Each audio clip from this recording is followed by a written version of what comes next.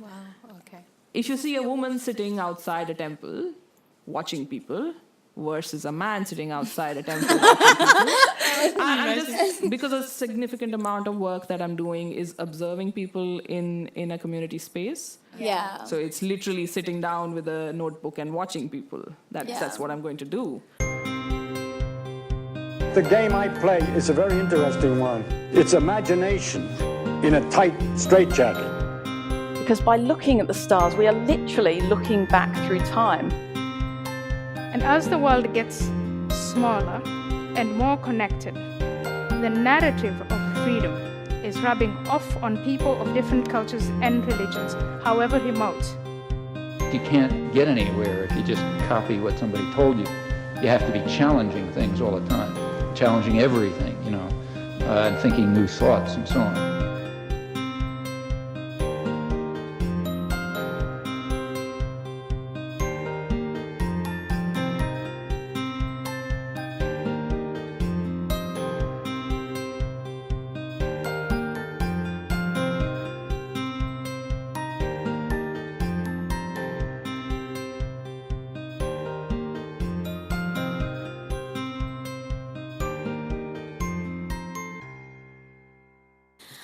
Hi, welcome to BLab Coats. My name is Marina. I've got Yinghua. We're from the ICS, and we've got one other ICS student, Vanicka, who will be talking to us about her research journey and her current project. Welcome, Hi. Vanicka. Thanks for having me. Hi, Vanicka. So basically, we knew you were a lecturer before you come here. So we would like you to study to talk about your journey transitioning from lecturer to a student, please. So I've done a bunch of different things before I got here, and it's been a fairly long, convoluted journey. I am an architect, and I've taught architecture students, and I've also taught heritage students. And I've been a professional and a consultant, and I've dabbled in a bit of research before starting my PhD. Teaching has been one of the most amazing things I've done, but also one of the most frustrating things I've done.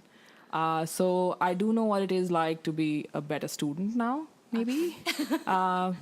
And no, it's true, because I know all the things that I do that really annoy my teachers. For example. For example, yes. Just, for example, asking inane questions, just because I've been a fairly good student. I'm one of those nerdy kids who sits in the front of the class and asks the teachers questions, and I'm awake most of the classes, and I've always been that way. So I'm one of those type A people who annoys the rest of the class. And now I see those type A students in my class, and they annoy the crap out of me. But they're also the most challenging. So I've started tutoring again at Western Sydney, and that was exciting. So it's nice being a student and teaching simultaneously. How is it different in Australia teaching compared to where you were teaching before? I really can't share all the stories because somewhere some human resource is watching me. Let's just say I had far more freedom back home to do what I like, to scare people as much as I needed to, where you can't do that anymore. And there has been a shift in the way I was taught and the way I taught, and now the way I teach, in that I was petrified of all the teachers who taught me. And I didn't know any other way. And it seemed that is the way pedagogy works. But then when I started teaching, that's how I was taught. So I did a bit of that. And after a point, it seemed like this isn't really what I wanted to do. And also, the university systems have changed, where teaching is no longer a vocation, it's a service. So I've begun to realize that I'm a service provider, not so much a professor who's automatically going to be given respect. So that has changed my perspective dramatically. That doesn't mean that I don't teach with the same amount of passion anymore. It's just that I'm cognizant of the fact that students expect completely different things. And that's not just Australia, India, it's also just the way the systems are set up now. Cool. Let's talk a little bit about your current research project. What's your PhD research on? Do you want to just tell us a little bit about your project? Yes. So the short description is that I'm looking at post-disaster reconstruction of heritage sites, particularly in Nepal. I'm looking at two different timelines. So I'm looking at the post-disaster reconstruction that happened after 1934 and the reconstruction that is happening right now after 2015. And the reason I'm looking at two different earthquakes is that the entire world has changed in this time. The conception of heritage has changed. Globalization rates, meanings have changed. And the way people do things has changed. Or not. So the assumption that everything has changed and everything is more complex is not necessarily true. Is one of the things that is one of my working theories, that there are some things that are continuous. And Nepal is a country which has had an earthquake every century. So you can actually go back in the history of Nepal back to 1255 and see an earthquake and reconstruction. So it's a thing that happens, and it's not like people are used to it, but civilization is used to it. And the way they look at their buildings is a specific response to this fact of cyclic earthquakes. And that's what I'm interested in. Okay. So I was curious, like you as an Indian researcher at Nepal, what kind of ethics responsibilities you have to consider when you are going to conduct research over there? So that's when I started writing my research proposal and I picked Nepal, a bunch of people asked me, oh, why Nepal? I'm like, well, that's where the most recent earthquake, the most significant disaster was. And as an Indian, I think I know Nepal, which is such a colonist perspective. And I began to question that when I came here, and I don't know Nepal. That's a lie.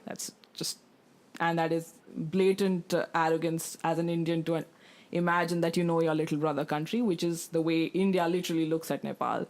So as I've come here and began to go through my research proposal and actually question what I know about this context that I want to study, the answer is nothing. And ethically, that puts me in a slightly questionable place. But the good thing is I recognize that. So, and I'm also a Hindu, and that puts me in a specific kind of religious perspective. So I recognize that I am an outsider, but at the same time, I'm not as much on the outside as I could be. And that gives me a unique way of looking at Nepal. And the other reason why Nepal is a good study for me is that I did look at Uttarakhand, which is in India after the floods, and that was too close. It's not like I'm not sympathetic to what is going on in Nepal, but I have a certain amount of distance, which I think is useful for a person looking at reconstruction. Great. Now, in terms of heritage, let's talk a little bit about heritage, because I think it's quite a contested concept. So can you just maybe, I suppose, unpack heritage a little bit, and tell us, like, whose heritage are we talking about? So the non-academic answer to what heritage is and whose heritage we're talking about is, it's simply, why do people rebuild? Like, if you strip away all the fancy terminology that I'm using, the simple thing that I'm looking at is, why do people continue to rebuild in the same place and rebuild the same things as they were before? So what drives them to do that? Whose heritage it is such a complicated notion, because even if we were to look at a single ethnic group or a single idea of community, that is not something that actually exists. Because the idea that, oh, the locals are a cohesive group is just not true. The idea that the international professionals that look at heritage, for example, UNESCO or organizations like ICOMOS or any other UN-based organizations, that they are one unit, that's simply not true. There are multiple groups. a lot of these groups are just loose associations of people with somewhat similar agendas. Many of these agendas are at conflict with each other all the time. There are contestations that happen at a local level. Individuals within groups have power. So heritage is a lot about power relations and who gets to decide what kind of power relations need to be expressed as heritage. That's not to say that heritage is this dark political thing. It's a very meaningful thing, because otherwise why bother? But it is something that is not quite simple as good. It is just how people perceive it. So in that sense, it's abstract. But at the same time, it's very real, because... and political. Yes. For so it is both nations, political and abstract, real, and it's just... which is why it makes it very hard to write about, but also so fun to look at. Okay. So, sorry, I was curious about, like, you are looking at heritage through the perspective of disaster. So how do you bring those two together, like, as a interdisciplinary research? So disasters, or more broadly destruction, has sort of shaped the way heritage is framed internationally and locally. Okay. In that the minute something is at threat of being lost, that's when it becomes heritage, is something that I'm looking at specifically. So for example, you have a building which has been around for 100 years, like the Penn Station was in New York. No one has anything to say about it till someone wants to tear it down. And then suddenly everyone's like, oh, but you can't because we value it. And so the threat of destruction has often sort of pushed things to be called heritage. In that sense, looking at disasters and heritage is a fairly reasonable idea. Also, a lot of policy and funding these days is moving from development to disasters. The constant reports about climate change is leading to greater disasters than ever before. We are all, as humanities, at greater risk than ever before. These are tropes that you're all familiar with. Within these tropes, money is being spent. And that money is being spent not only in building infrastructure, but also in investment in culture as soft power. So that is why it's interesting to look at heritage and disasters from the perspective of sustainable development, UN politics, and how these politics work at an international scale. No, that's and it's quite broad, right? Like, because heritage and disaster as concepts, or even as political agendas, are understood at a very macro level. But I think I'm also interested in how, because when you're going for your field work in Nepal, like, how do people's everyday realities mesh with these things? Like, how do people understand heritage and what's happening sort of in a post-disaster context in their built environment? How do they understand that at sort of an everyday level? How do they interact with this? So I visited Nepal in 2017, and half the buildings had disappeared, and half the buildings are being sort of propped up with bamboo props, and they're like precarious, and they're going to fall or not, but they just look like they're all going to just fall any second. But life is going on. So the old man who sells flowers outside a temple is still selling flowers outside a temple. Sometimes the temple doesn't exist, but flowers are still being sold in front of the temple, and the lady who used to buy the flowers in front of the temple is still buying the flowers and offering them to a temple that no longer exists. So for an outsider, it's like, what is happening here? But the temple exists. It may not physically exist, but the idea that it is a building and it is a sacred space is very much alive. That to me is extremely interesting. Beyond legislation and policy and aid, just the fact that something can exist without physically existing, and that something can be rebuilt and be considered to have always been there. So they will reconstruct a building. Sometimes it doesn't even look like it did before, but no one cares. and it's still the old 500-year-old building. So, for example, if you go to Nepal and ask the age of a building, often the answer you get is not what we understand as a factual answer. So they'll say, oh, it's been here for 500 years, when actually it's probably literally been there only for 30.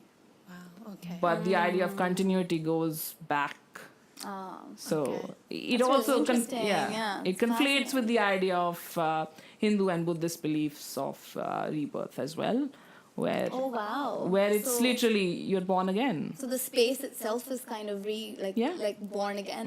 It's very, very interesting. Do you have any other? I was curious, like earlier you mentioned you are studying like the disasters in 1930s and now. Are you doing like comparative studies, like different repair work, how that has been done and how that affect people's life? Like you just mentioned the everyday life, like it doesn't actually change that much. But what about like if you look at the historical perspective, how the disaster changed the everyday life? So I'm looking at one of the cities in detail in Kathmandu Valley, which is Bhaktapur, which is a smaller, older settlement compared to the other two cities of Patan and Kathmandu. The reason why I'm looking at Bhaktapur is that it has had, it became poorer earlier because it falls on a trade route between India and Tibet, which was shut down many centuries ago. And so it decayed earlier compared to the other two, which was still strategically important. What this did was sort of put it in a time machine in a sense. But this time machine that I'm talking about is in the 1900s. Since then, it has opened up, tourism has come in, globalization has infiltrated. The tourism industry has considerably changed Bhaktapur as well. But it has a cohesiveness because of a bunch of different things that acted upon it in the 1800s. The Germans, through the German government, entered Bhaktapur in 1970s as part of the Bhaktapur Development Project, which is a super interesting pre-World Bank era kind of intervention where foreign aid is being dispersed for reconstruction. And this is happening back in the 1970s to the 1990s, which is before aid and the politics of aid had become a worldwide phenomenon. And how the local Bhaktapur municipality was formed as a result of this kind of intervention and as a resistance to international agents. So the lives of people in Bhaktapur changed dramatically after 1934 because 1/4 of their city disappeared and they disappeared. So of course their lives changed dramatically. But following that change from 1934 to 2000, a process of reconstruction has been going on, which is a long time if you really think about it. But it's also been punctuated by other earthquakes. Okay. And then they finally figure out some things. There's still developmental issues because Nepal as a country is a poverty. It's got complex politics, ethnic violence. There are multiple things apart from the earthquakes that are acting on Nepal. But the lives of people are being constantly reconstructed, not just as a result of the earthquake, but also as a result of the politics and as a result of multiple other things that are happening simultaneously. So earthquakes are one of the sort of contexts that I'm setting up, but it's not the only one. All right. There's many factors at play. Yes. Yeah. Yeah, and in terms of like sort of implications, I mean, are you like within this research or within your project, is there some sort of policy implications that you're expecting out of it or aiming for within your study, or what are the sort of broad implications?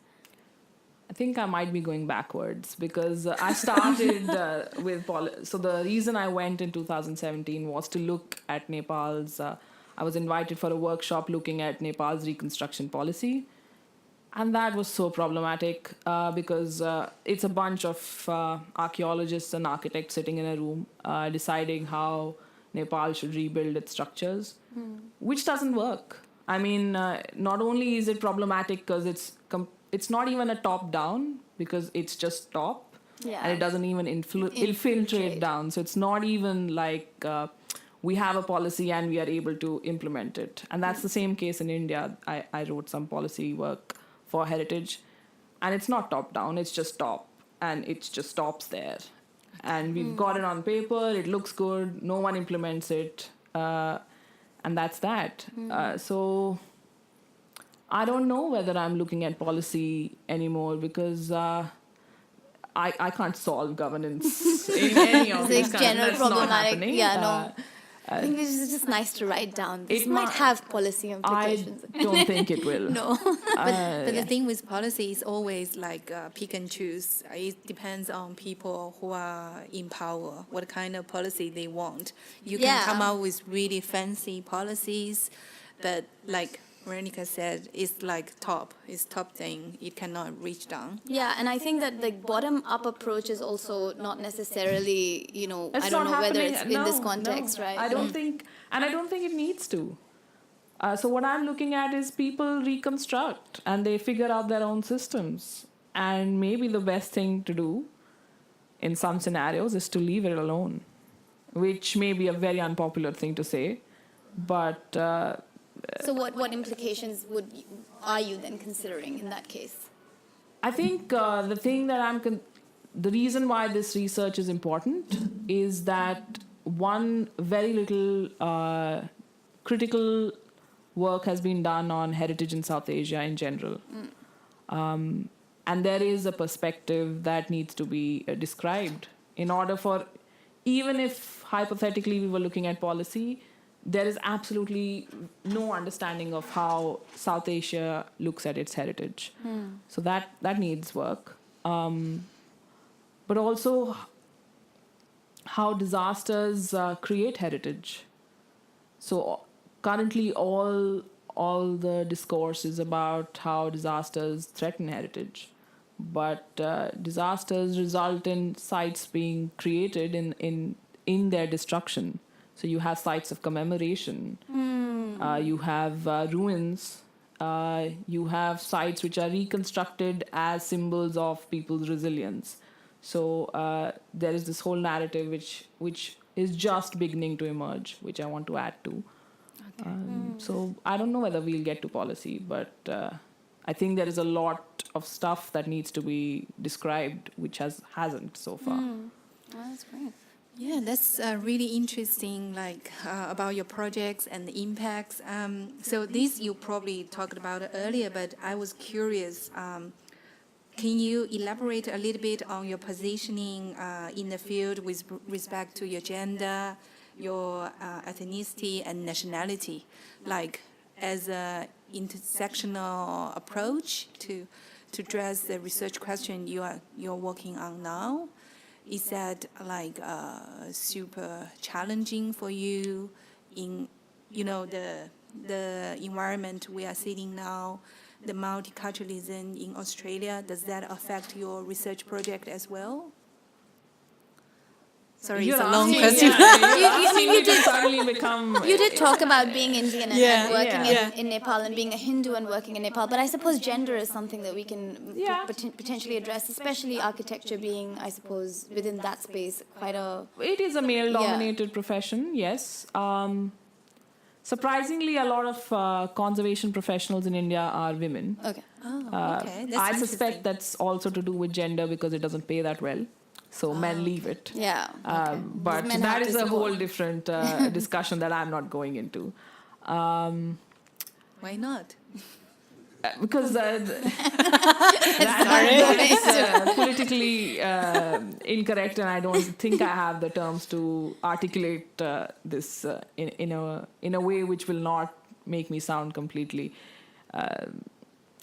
sexist. Yeah, but it's a fact that there are a majority of successful conservation practices in India are being led and run by women, and the employees are women.